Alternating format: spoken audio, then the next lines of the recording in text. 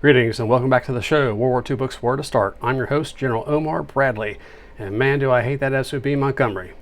Come on in. Today we'd like to talk about the Hurtgen Forest. I had a special request for it, so here we go. A little attritional battle that's often overlooked and very little known.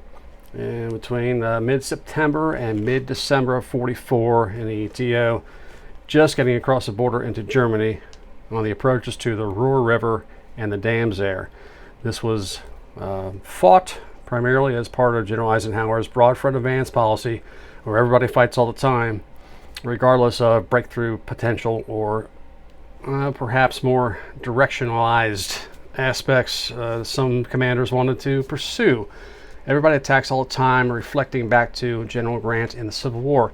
American general officers and Navy guys, too, were hugely influenced by the Civil War. A lot of their forefathers and grandparents had fought in the Civil War, and it was a major deal in the United States at the time. You'll run across countless references to people in the war, in uniform, talking about the Civil War during their downtime on duty, on ships, and the rivalry between the North and South contingents of a particular crew or a regiment or a division. It was a huge issue. And it kind of just hung over American strategy. For Eisenhower in particular, he really looked back to General Grant as the American military genius, and his campaign idea in Europe reflected this. So the Hurtgen Forest ended up being a whole lot of GNDN. We just could not gain any significant ground for a lot of time. Germans were playing strictly defense, doing what they did best in the latter half of the war, play defense with nasty artillery, mines, and mortars, and coining the phrase tree burst during this conflict. A lot of casualties, chewed up divisions left and right, and at the end of it, it really gained a whole lot of nothing, because then the Germans counterattacked in the Bulge. So we got a couple books here and a movie to cover this, and we'll start off with an indirect reference. Battle for the Rhine by Robin Neilans. This is from, I'm not quite sure, somewhere in the 90s, I believe. 318 pages. Robin Neilans, 1935 to 2006, British historian. And this is what I would call a strong cup of medicine for all American audiences, because he is Almighty all the time. Apparently you didn't know, but Montgomery was the patron saint of the British Army in World War II, and he could do no wrong. Now I bring this up because he's going to cover Market Garden through the Bulge, and that's going to include Hurtgen.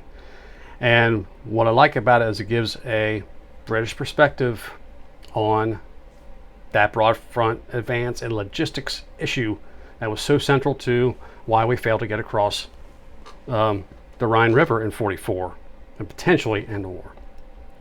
It's absolutely crucial understanding it. Now, as I said, he's pro-Monty all the time. He thinks he was the greatest general of the war. He thinks that he should have been given ground forces command, and Eisenhower should have kept his nose out of it, while giving credence to the idea Eisenhower's a great coalition builder and a good guy around, knew how to work the politics, and was a good supreme commander overall, but as a ground forces commander, he was lacking in many departments. And if he just let Monty run the war, everything would have been okie dokie.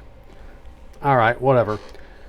Now, that's a central theme of the book. He's going to punch you in the face with this over and over and over, relentlessly.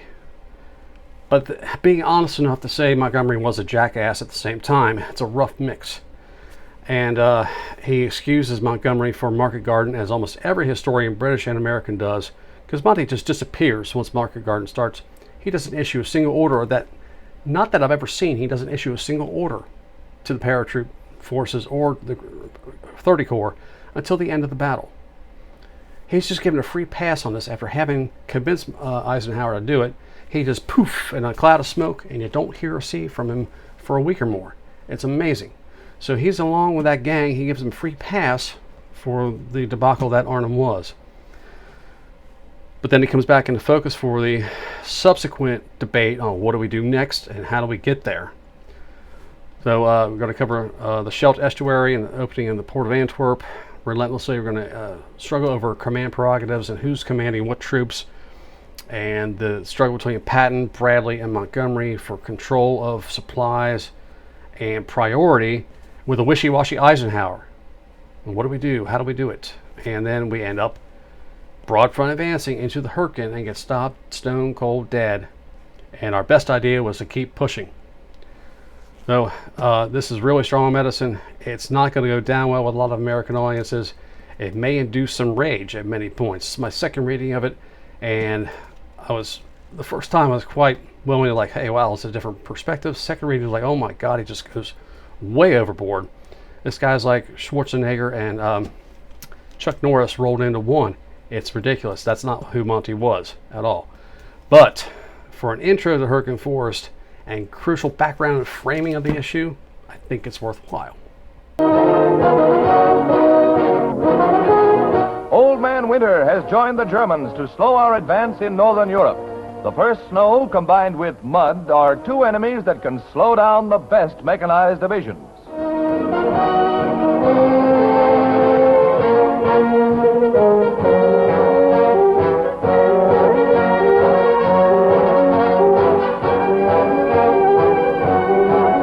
Farther to the south at Konzen, Germans are blasted by our fire.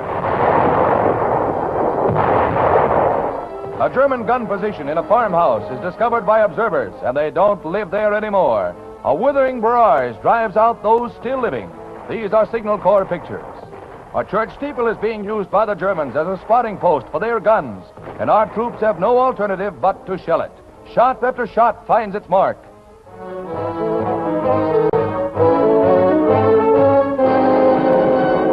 With the Luftwaffe driven from the skies, anti-aircraft units have turned to field artillery fighting. Using their same guns, they help to rout the enemy from the Hürtgen forest. A barrage covers our advance.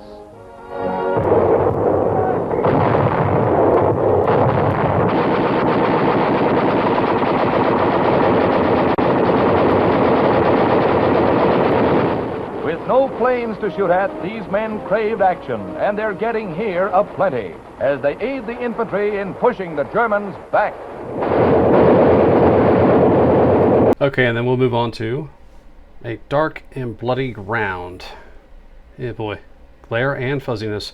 The Hurtgen Forest and the Roar River Dams, 1944 to 45 by Edward G. Miller. This comes to us from 1995. It's a short one, but it's going to feel a lot longer than it is at 260 pages. I really struggled with this. He was a lieutenant colonel in the Army involving logistics, so he's got the background, knows what he's talking about. Apparently lived in the Hurtgen Forest or was stationed nearby, because he talks about walking the pathways and the battle lanes of the Hurtgen Forest to see what he could see when he was doing material for this book. Being an Army guy, he's not a most gifted writer. This really gave me a strong whiff of Charles B. McDonald's company commander. It's kind of bullet by bullet and point by point, but it's a jumble. There's so many units, so many divisions, and different attacks here and there. It's just a jumble of attacks and casualties, And this guy won the Medal of Honor, but you forget about him as soon as you read it. It's such a confused, blurred narrative. I was really struggling to keep up with what the hell was going on. And because the Hurtgen Forest has no real landmarks or, famous spots where a significant event took place, it's all just forest hills and mud, tree bursts and mines, that it really does just all blur together very quickly, and it's hard to untangle. I give him credit for trying, but this is not a battle that lends itself readily to clear explanation. For where people were and what divisions were attacking here and what they were trying to achieve on Monday, Tuesday, Wednesday, Thursday. It's really not. It's just a blah mess.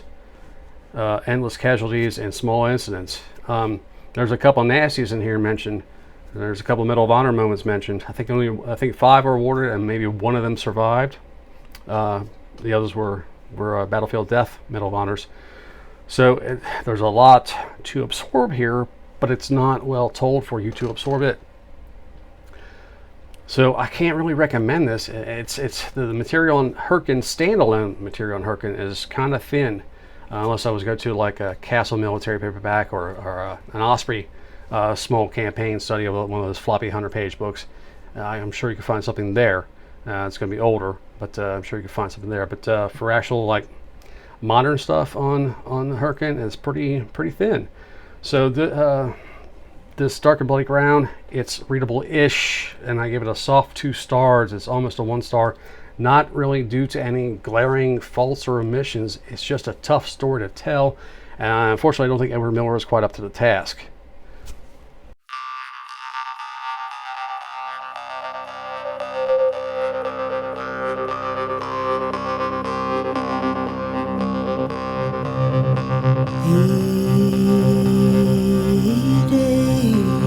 Okay, and then a much better effort, Road Hurtgen Forest in Hell by Paul Bosch. Bosch, not quite sure. This is from 62. Paul Bosch, 1912 to 1989. Apparently, post-war, he had a pro wrestling career as a wrestler and a promoter, and he's kind of famous-ish for it. I have no knowledge of that. This is 292 pages. From the 60s, it's a memoir. And this is a much better ground level view of battle. It's gritty and dark. You can really feel yourself in a dark twilight forest with mud and blood all around you, and it's really seat of the pants, kind of, you know, step by step. Am I going to hit a mine or not? And he's really tactical. He's really good. He was a leader of a platoon. Apparently he really knew his business. He was a leader, and he wasn't one of these oh shucks, there's nothing we can do, it's all a shit show. He was there to lead and succeed, and he was trying to develop tactics to overcome the Germans' defense. And he said, you know, one of the best things you do when artillery or mortars are coming in is hug a tree, because the tree burst, it will shatter the leaves and branches, or the branches and trunk outwards. And if you're standing directly underneath the trunk, that's probably the safest spot. And I think he mentions the infamous Thanksgiving turkey debacle, where Army leadership declared every GI is going to have a hot meal in the Hurtgen, no matter who has to die in order to do it. So on a rainy and cold night, they did these turkey sandwich dinners for the GIs, and the orders were from company to platoon, every man will go have a turkey sandwich. So you got men lining up on these dark forest paths being shelled by artillery and maybe stepping on mines to go get their pre-ordered, by order, turkey sandwich. It's one of those infamous moments that if you were there, you'd remember that forever. And it's well described here as one of the kind of the idiotic moments of the war. Paul Bosch, he was in a house when it was shelled, and he ended up tumbling down a set of basement steps into the basement and smashed his tailbone. That took him out of the war. He wanted to stay, but he just couldn't walk. The pain was too intense. So they evac'd him out of there. So he didn't finish the battle. But for a nitty-gritty front seat view of the Hurtgen Forest, that's the way to go for me. And there's two versions of this. I should say two covers. And I bought them both on Kindle, and I don't know why. They're just different cover art. One has an extra introduction by some military guy. Can't remember who it was.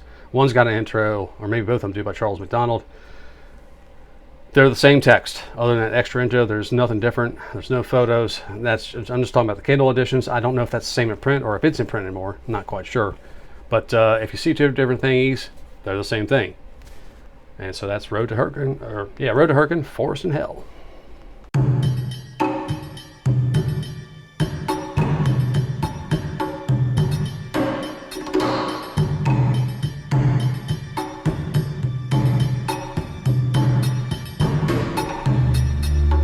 And then to finish up today, we have one movie. Oop, come on. HBO original, When Trumpets Fade from '98. Starring of all things, over all people, Dwight Yoakam as a taciturn, tight-lipped major who's not all that personally brave. This is a classic, cliche, small unit action, sort of. Well, not actually behind enemy lines, but we are. Well, yeah, actually, they do sneak behind enemy lines to take out an 88. You always got to take out the 88s, man. You got to. They're murdering us down there. HBO production, and is filmed on partially on site in Bulgaria, I believe. Bulgaria or Hungary, but I think it's Bulgaria. And they do attempt to have, apparently got permission to blow up some trees, so the battlefield looks kind of wrecked. There's plenty of mud. There's a lot of gore. There's a fair amount of gore laying, on the set. So you kind of get that feel like they tried. Unfortunately, the script is, I guess it's a B movie. It's falling between A and a B. It's not quite campy, but it's not quite good. It's 90 minutes, so it's short. You get in, get out. The end is the beginning kind of routine. You'll know what I mean when you say it, when you see it. Not a whole lot to recommend here, but it's watchable. All the actors are really downtrodden and defeatist. Not quite the real story of the emotions in the army in '44 at the time. Yeah, they're getting the hell beaten out of them in the Hurtgen, but there's no like, oh, we just can't do it. The Germans are going to win. There's none of that wasn't that. No, we knew we were going to win. It's just a matter of time and who got to live and who didn't. But they play it kind of as defeatist here, and I didn't like that aspect of it.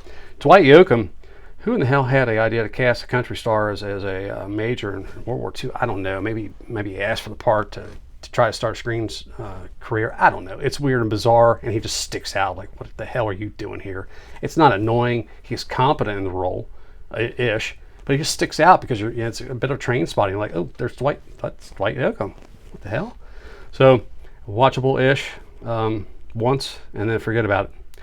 Unfortunately, that's about all I could find standalone Hurtgen Forest movie-wise. There's probably docudramas out there, but I'm not going to touch those with 10-foot pole. So there we go with Hurtgen Forest today, or at least my attempt at it. There's not a whole lot of standalone material. As I said, you're going to find a lot more references to the Hurtgen and passing in general histories, but it's not going to be detailed enough to really explain what the hell is going on. So it's kind of a mishmash, and it's kind of begging for a better writer to come in and make something out of this situation. So it's underexplored area in the ETO in late 44. So that'll do it for today. Hope you found one of these that may be palatable to you. Of course, I'm going to lean towards the Paul Bosch and the Battle for the Rhine as background. And until next time, another topic. I am Omar Bradley, and man, I can't wait to write my memoirs and really lay it to the guy. Happy reading.